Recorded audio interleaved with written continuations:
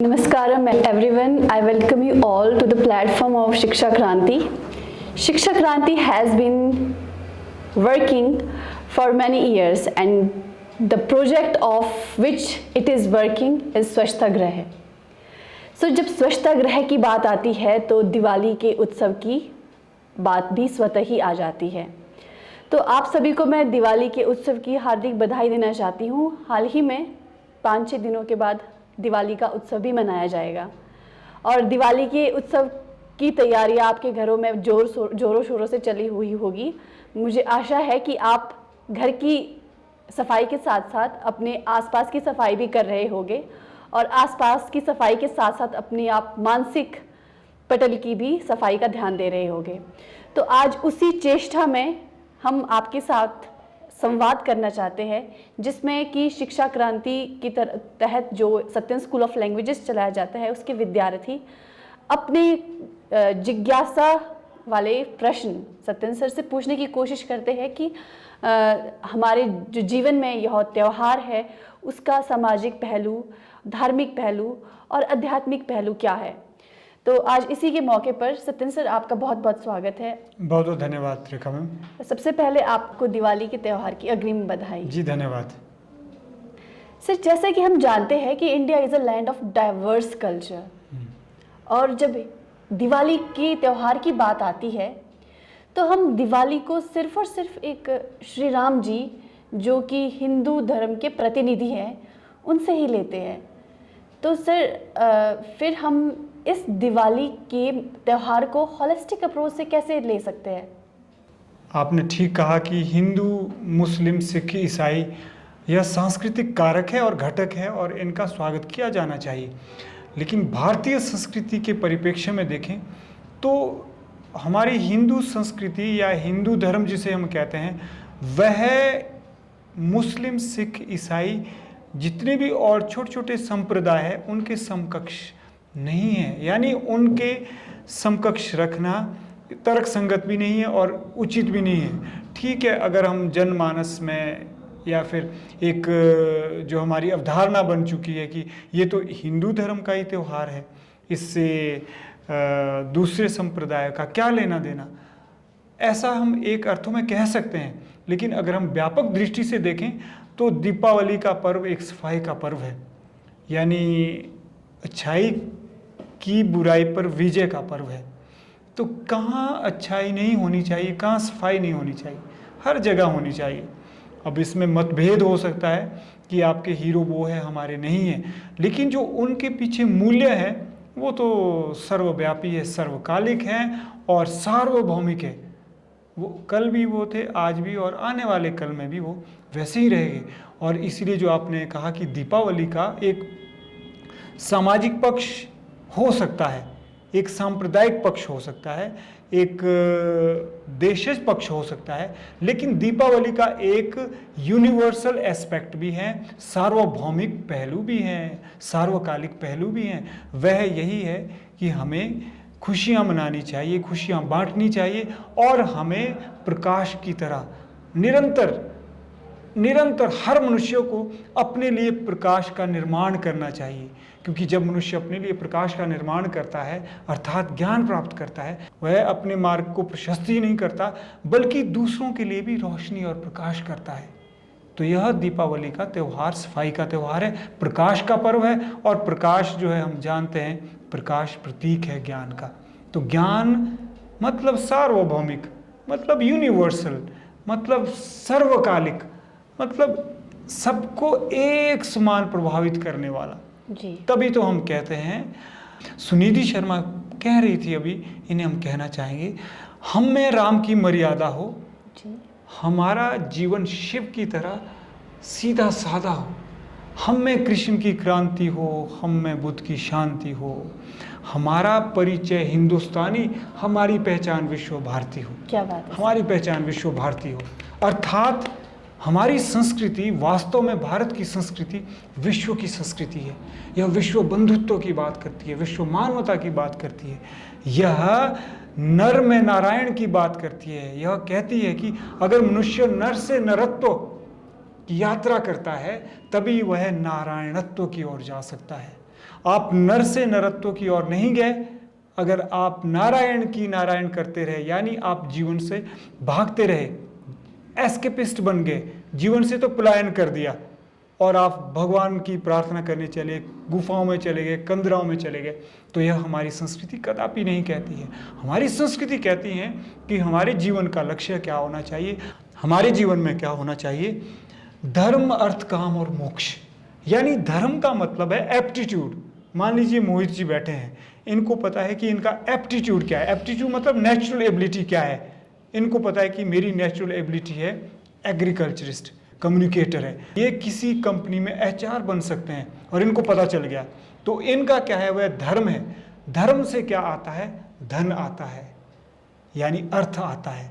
धर्म से अर्थ आता है, और अर्थ से क्या आता है, काम की प्राप्ति होती है। और जब धर्म, अर्थ, काम आ जाते हैं और उन सब का त्याग करके ही मोक्ष प्राप्त होता है। तो यह भारतीय संस्कृति की अवधारणा है और बड़ी व्यवहारिक है। आज भी अगर हम इसको फॉलो करते हैं, यानी धर्म का मतलब है एप्टीट्यूड। जितने भी आप यहाँ विद्यार्थी बैठे हैं, अपने आप को खोजें कि मेरा एप्टीट्यूड क्या है, मुझे क्या करना है, मुझे मेरा धर्म क्या है, और धर्म अनुसार ही धन कमाएं और अपनी इच्छाएं पूरी करें। ज़्यादा भी इच्छाएं ना हो। तो पात्रता से धन आता है और धन से लक्ष्य की प्राप्ति होती है। एक संस्कृत का श्लोक भी है ऐसे ही। तो हम जानते हैं कि India is a land of fair and festivals. It is the beauty of India. जितनी शास्त्र से लड़ाइयाँ हुई है उतनी शस्त्रों से नहीं हुई है। तो मेरा प्रश्न आपसे यह है कि जो दीपावली का त्योहार है, उसके पीछे का जो महत्व है वह सभी धर्मों के लिए और सभी पंथों के लिए समान रूप से कौन सा पहलू है।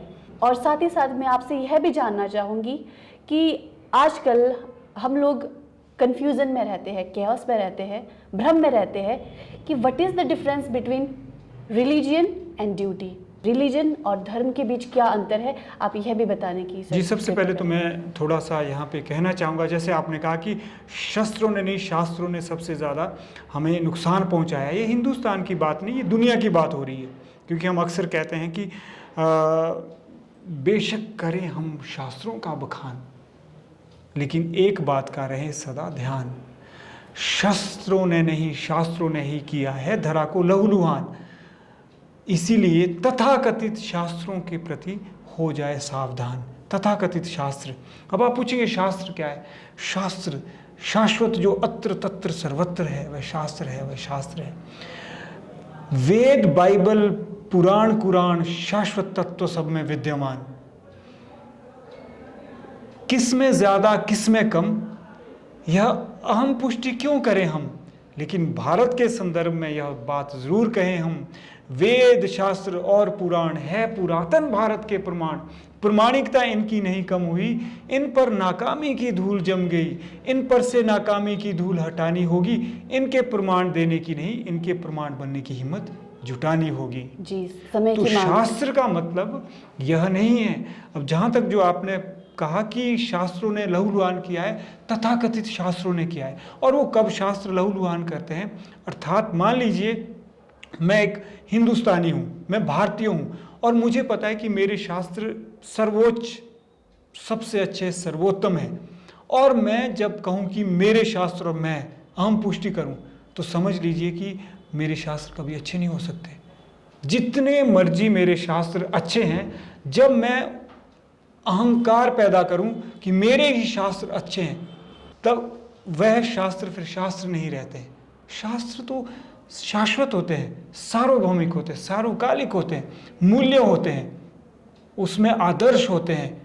इसीलिए तो मैं हमेशा कहता हूँ, अर्ज हैं ये सुनना चाहते हैं, हम अक्सर कहते हैं कि न पंथ में अंध न ग्रंथ में बंध।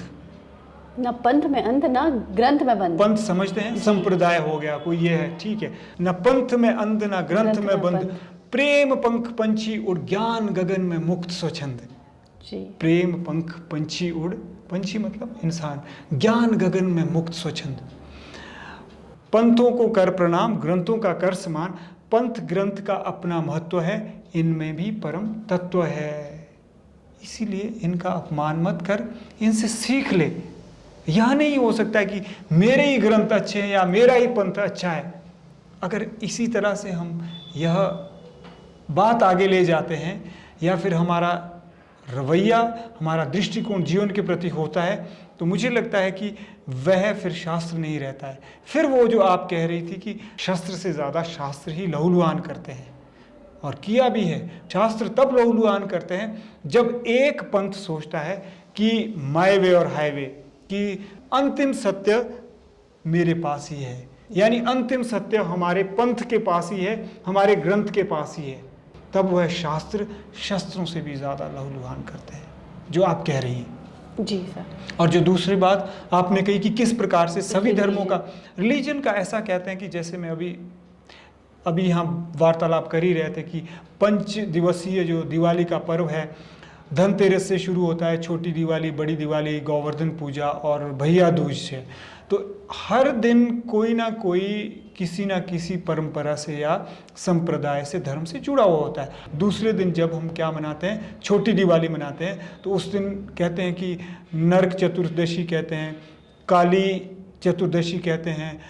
तो यह 2 बातें मैं कहना चाहूँगा। उस दिन कहते हैं कि श्री कृष्ण ने नरकासुर का वध किया था और उसकी कारागार से 16,100 कन्याओं को मुक्त किया था, तो नरक चतुर्दशी मनाते हैं। उसी तरह से काली कहते हैं कि काली माँ का प्रादुर्भाव हुआ था और बंगाल में काली पूजा की जाती है। तो छोटे छोटे जो कोई ना कोई किसी न किसी प्रांत से, किसी न किसी संप्रदाय से इस 5 दिवसीय पर्व से कोई ना कोई घटना जुड़ी हुई है। उसी प्रकार से दिवाली में भी कहते हैं कि दिवाली का जो मुख्य पर्व है, उस दिन भी इसी तरह से कहते हैं कि ना केवल श्री राम राक्षस राज रावण का वध कर अयोध्या लौटे थे, बल्कि इसी दिन कहते हैं कि समुद्र मंथन से देवी लक्ष्मी का प्रादुर्भाव हुआ था और उसी दिन लक्ष्मी विष्णु का विवाह भी हुआ था।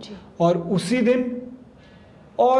दिन कहते हैं कि जैनों के 24वें तीर्थंकर भगवान महावीर को निर्वाण प्राप्त हुआ था। और उसी दिन कहते हैं कि जहांगीर की कैद से सिखों के 6ठे गुरु हरगोविंद सिंह रिहा हुए थे, इसलिए बंदी छोड़ दिवस सिख संप्रदाय में दिवाली के दिन मनाया जाता है। और भी बहुत सारे हम उदाहरण दे सकते हैं कि छोटे जो ये ऐतिहासिक घटनाएं हैं जी हमारे सामने।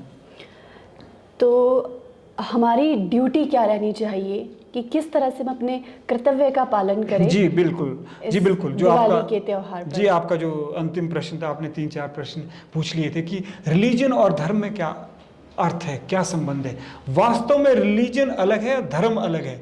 रिलीजन का भी सम्मान होना चाहिए, जैसा मैंने आपसे कहा कि पंथ को प्रणाम कर, ग्रंथ को कर सम्मान, इनका अपना महत्व है, इनमें भी परम तत्व है।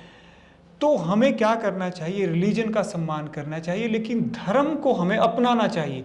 धर्म का मतलब होता है कि जो सर्व कल्याण के लिए हो। धर्म का मतलब होता है कि कोई भी वस्तु, कोई भी व्यक्ति इस संसार में ऐसा नहीं है जिसका अपना धर्म ना हो। जैसे मैं अभी थोड़ी देर पहले आपसे कह रहा था कि आप जितने युवा विद्यार्थी हैं, चेतन खड़े हैं, चेतन का क्या धर्म है, इनको पता चल गया कि मेरा एप्टीट्यूड, धर्म मतलब एप्टीट्यूड, एप्टीट्यूड मतलब इनकी नेचुरल एबिलिटी है, नैसर्गिक योग्यता है।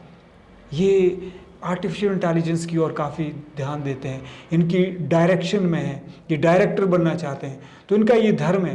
तो धर्म जो होता है वह एक ऐसा विशेष गुण होता है या विशेष योग्यता होती है जो हर व्यक्ति और वस्तु की संसार में है ही है।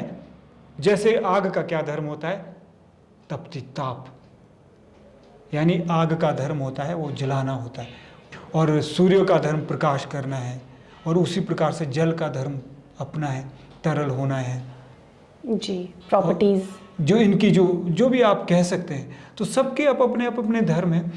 प्रकृति के प्रत्येक घटक का अपना धर्म है, तो हम धर्म को रिलीजन के समकक्ष नहीं कर सकते हैं। रिलीजन एक सांप्रदायिक धर्म है, सामूहिक धर्म तो फिर वो युग की चेतना होगी। आप समझते युग की चेतना जी, जो सभी के लिए यूनिवर्सल। जी बिल्कुल। इसमें एक मैं शब्द कहना चाहूँगा, विद्यार्थी बैठे, ज़ाइटगाइस्ट, जर्मन का एक बड़ा शब्द। ज़ाइटगाइस्ट का मतलब होता है स्पिरिट ऑफ टाइम, यानी जिसे हम अपनी हिंदुस्तानी की भाषा में युग की चेतना कहते हैं। युग की चेतना तब जागृत होती है जब हमें युग का बोध होता है, यानी जो समय हमारा कैसे चल रहा है, हमारे समय की विशेषता क्या है, यानी फीचर ऑफ प्रेजेंट टाइम।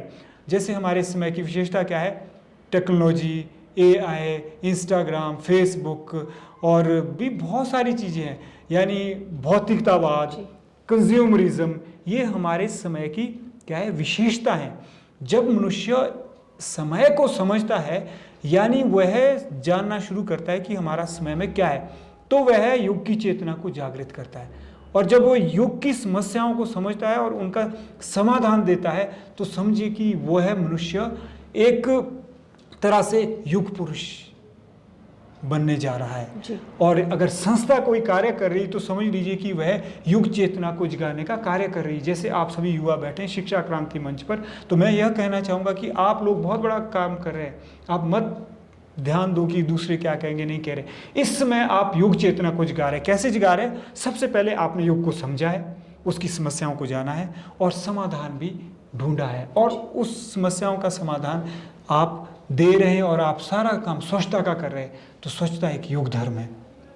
तो धर्म का मतलब बहुत बड़ी बात है। युग धर्म मतलब धर्म, युग का भी धर्म है, हर चीज़ का धर्म है। और जो संप्रदाय होते हैं, रिलीजन होते हैं, उनका भी अपना महत्व है।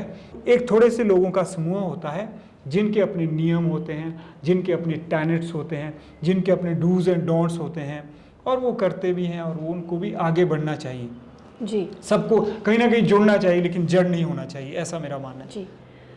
दिवाली जो है बहुत ज़्यादातर रिलीजियन बेस्ड है या ड्यूटी बेस्ड है? मुझे लगता है कि दीपावली, अगर तो हम आज के संदर्भ में देखें, तो आज के संदर्भ में हम इसे बना रहे हैं एक संप्रदाय का पर्व, यानी कि हिंदू हिंदू हिंदू।